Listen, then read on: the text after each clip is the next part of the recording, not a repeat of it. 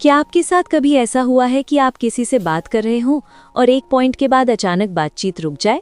आपके पास कहने के लिए कुछ बचता ही नहीं, ना कोई नया टॉपिक, ना कोई थॉट, ना कोई स्पार्क। और तब अंदर से एक ऑकवर्ड सा फील आता है, शायद मुझ में ही कुछ कमी है। हो सकता है इसका रीज़न ये हो कि हमारी जिंदगी एक ही रूटीन में फंस गई है। सुबह उठो, काम करो, खाओ, सो जाओ और फिर वही रिपीट। जब जिंदगी में नया कुछ आता ही नहीं तो बात करने के लिए भी नया क्या होगा? इस वीडियो में हम उन हॉबीज़ के बारे में बात करेंगे जो आप आज से ही शुरू कर सकती हैं। ऐसी हॉबीज़ जो सिर्फ आपका टाइम पास नहीं करेंगी बल्कि आपकी पर्सनैलिटी में डेप्थ लाएंगी, आपको मेंटली रिच बनाएंगी और धीरे धीरे आपको एक हाई वैल्यू वुमन में ट्रांसफॉर्म करेंगी। साथ ही आपकी फेमिनिन एनर्जी भी नेचुरली एनहांस होगी। सबसे पहले एक छोटी सी बात साफ कर दूं, यहाँ जो हॉबीज़ मैं बता रही हूँ वो कोई दुनिया से अलग या बहुत रेयर चीज़ें नहीं हैं। आपने इनके बारे में पहले भी सुना होगा। मैंने बस उन्हें थोड़ा ऑर्गेनाइज किया है ताकि आपको समझ आए कि किस तरह की हॉबी आपके माइंड के लिए है, किस तरह की बॉडी के लिए और किस तरह की सोल के लिए। आपको हर कैटेगरी से सिर्फ एक हॉबी चुननी है जो आपको जेन्युइनली अच्छी लगे, जिससे आप नेचुरली कनेक्ट फील करें। सबसे पहले बात करते हैं माइंड की। माइंड वाली हॉबीज़ वो होती हैं जो सिर्फ नॉलेज नहीं बढ़ाती बल्कि आपके सोचने के तरीके को भी मैच्योर बनाती हैं। सबसे पहली हॉबी है एटिकेट्स और मैनर्स सीखना।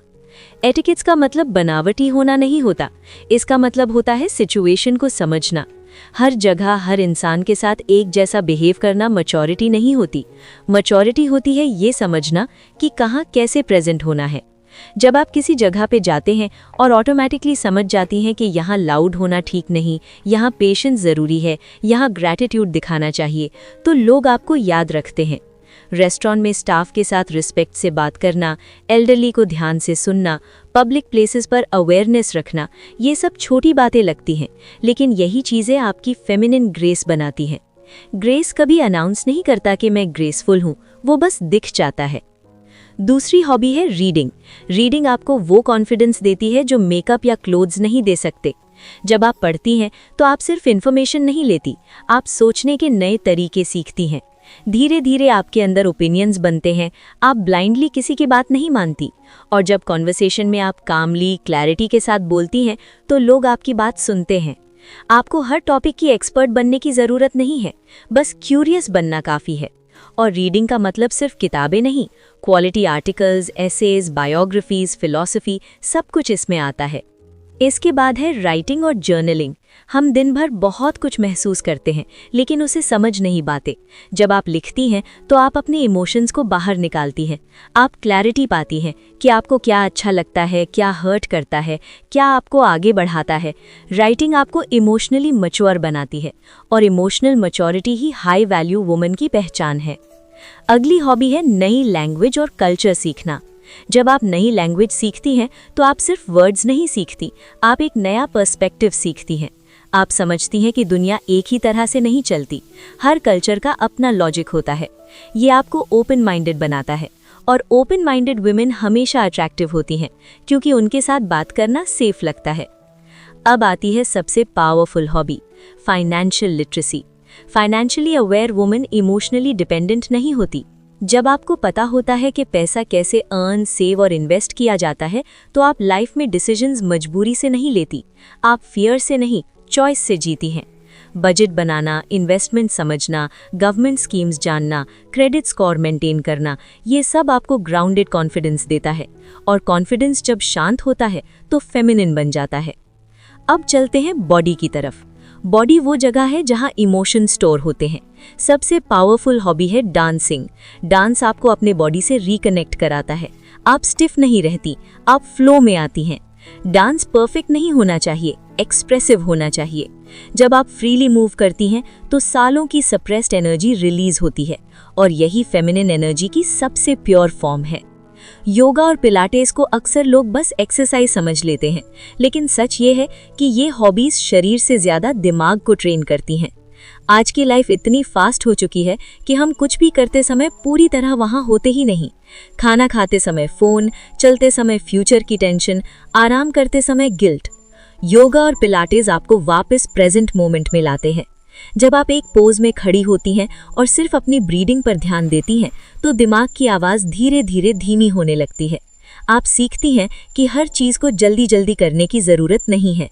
जो वुमन अपने बॉडी की सुनना जानती है, जो खुद को स्लो होने की परमिशन देती है, वो कभी भी केओटिक नहीं लगती। उसके मूवमेंट्स में हरी नहीं होती, उसकी बातों में डेस्परेशन नहीं होती, और यही चीज़ उसे नेचुरली अट्रैक्टिव बनाती है। अब बात करते हैं स्किन केयर और हेयर केयर की। बहुत लोग इसे वैनिटी समझते हैं, जैसे ये सिर्फ दिखावे के लिए हो, लेकिन सच्चाई ये है कि ये सेल्फ रिस्पेक्ट का सबसे बेसिक फॉर्म है। जब आप सुबह उठकर खुद के चेहरे पर ध्यान देती हैं, अपने बालों को संभालती हैं, अपने लिए थोड़ा सा टाइम निकालती हैं, तो आप अपने सबकॉन्शियस को एक मैसेज भेजती हैं। आप खुद से कहती हैं, मैं इम्पोर्टेंट हूँ। धीरे धीरे ये फीलिंग आपके बॉडी लैंग्वेज में दिखने लगती है। आप झुकी हुई नहीं चलती, आप खुद को हाइड नहीं करती, आप वर्दी फील करती हैं, और सेल्फ वर्थ से ही वो हाई वैल्यू एनर्जी आती है जिसे लोग बिना वजह रिस्पेक्ट करने लगते हैं। अब आते हैं आखिरी कैटेगरी पर, सोल। सोल वाली हॉबीज वो होती हैं जो आपको बाहर से नहीं, अंदर से भरती हैं। इंटीरियर डिजाइनिंग और होम एस्थेटिक्स को ही देख लीजिए।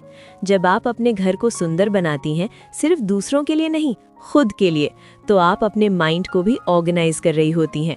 एक साफ एस्थेटिक स्पेस दिमाग को ऑटोमेटिकली काम कर देता है। आप इरिटेट कम होती हैं, कंफ्यूज्ड कम होती हैं। घर सिर्फ रहने की जगह नहीं रहता, वो आपकी एनर्जी रिफ्लेक्ट करने लगता है। पेंटिंग और कलरिंग भी कुछ ऐसा ही करती है। जब आप ब्रश उठाती हैं या रंग भरती हैं, तो आपको कंट्रोल छोड़ना पड़ता है। कोई सही गलत नहीं होता, कोई जजमेंट नहीं होता, आप बस फ्लो में रहती हैं। ये हॉबी आपकी अंदर की उस बच्चे को हील करती है जिसे कभी परफेक्शन के प्रेशर में दबा दिया गया था। मेकअप सीखना भी सिर्फ सुंदर दिखने के लिए नहीं है। जब आप मेकअप सीखती हैं, तो आप अपने चेहरे को समझना सीखती हैं। आप जानती हैं कि आपकी फीचर्स क्या हैं, आप किस तरह खुद को इन्हांस कर सकती हैं। ये डिस्गाइज नहीं होता, ये एक्सेप्टेंस के साथ इन्हांसमेंट होता है। कुकिंग एक नर्चरिंग आर्ट है। जब आप खाना बनाते समय सिर्फ रिजल्ट पर फोकस नहीं करती, बल्कि प्रोसेस को एंजॉय करती हैं, कटिंग, सॉटेइंग, स्पाइसेस की खुशबू, तो वो खाना सिर्फ पेट नहीं भरता, वो कंफर्ट देता है, वो एनर्जी देता है। कुकिंग आपको पेशेंस सिखाती है, केयर सिखाती है, और खुद से जुड़ने का मौका देती है। फोटोग्राफी और वीडियोग्राफी आपको दुनिया को अलग नज़र से देखना सिखाती है। आप लाइट ऑब्जर्व करने लगती हैं, एंगल समझने लगती हैं, छोटी छोटी चीज़ों में ब्यूटी देखने लगती हैं। और जो इंसान ब्यूटी नोटिस करना सीख जाता है, वो जिंदगी से जल्दी फ्रस्ट्रेट नहीं होता। गार्डनिंग पेशेंस का सबसे बड़ा लेसन है। आप रोज प्लांट को पानी देते हैं, खाद डालते हैं, लेकिन रिजल्ट तुरंत नहीं दिखता। फिर भी आप केयर करना नहीं छोड़ते, और जब प्लांट ग्रो करता है तो वो सेटिस्फैक्शन बहुत डीप होती है। गार्डनिंग आपको कंसिस्टेंसी सिखाती है और नर्चरिंग साइड को बाहर लाती है। फैशन और स्टिचिंग आपको एक्सप्रेशन सिखाती है। जब आप ये समझने लगती हैं कि कौन सा कलर आपके मूड को रिफ्लेक्ट करता है, कौन सा फैब्रिक आपको कॉन्फिडेंट फील कराता है, तो आप ट्रेंड फॉलोअर नहीं रहती, आप अपनी स्टाइल खुद क्रिएट करती हैं। म्यूजिक इंस्ट्रूमेंट सीखना दिमाग और आत्मा दोनों के लिए थेरेपी जैसा होता है। नोट्स याद रखना माइंड को शार्प करता है, और म्यूजिक सुनना सोल को सूद करता है। एज कोई बैरियर नहीं होती, सीखने की इच्छा होनी चाहिए। एनजीओ और चैरिटी वर्क आपको ग्राउंडेड रखता है। जब आप दूसरों की जिंदगी को करीब से देखती हैं, तो ग्रैटिट्यूड अपने आप आ जाता है। आप एंटाइटल्ड नहीं रहती, आप थैंकफुल बनती हैं, और ग्रैटिट्यूड फेमिनिन एनर्जी का बहुत बड़ा हिस्सा है। स्पिरिचुअल प्रैक्टिसेस आपको लाइफ के डीपर मीनिंग से जोड़ती हैं। मेडिटेशन, मैनिफेस्टेशन, एस्ट्रोलॉजी, ये सब आपको यूनिवर्स से कनेक्टेड फील कराते हैं। जब आप समझने लगती हैं कि सब कुछ आपके कंट्रोल में नहीं है, तो आप छोटी छोटी बातों से डिस्टर्ब होना छोड़ देती हैं। पॉटरी और कैलीग्राफी पेशेंस और प्रेजेंस सिखाते हैं। ये आपको स्लो लिविंग की तरफ ले जाते हैं, जहां आप रश नहीं करती, बस एंजॉय करती हैं। अब आखिरी और सबसे ज़रूरी बात, आपको ये सब एक साथ नहीं करना है। ये कोई चेकलिस्ट नहीं है। बस एक हॉबी चुनिए जो आपके दिल को खींचे। जब आप खुद को इनरिच करेंगी, तो आपकी पर्सनैलिटी अपने आप मैग्नेटिक बन जाएगी, और फिर कॉन्वर्सेशन कभी बोरिंग नहीं होगी। अगर आपको ये वीडियो पसंद आई हो, तो उसे लाइक कीजिए, हाइप दीजिए, और चैनल को सब्सक्राइब करना मत भूलिए। फिर मिलते हैं नेक्स्ट वीडियो में।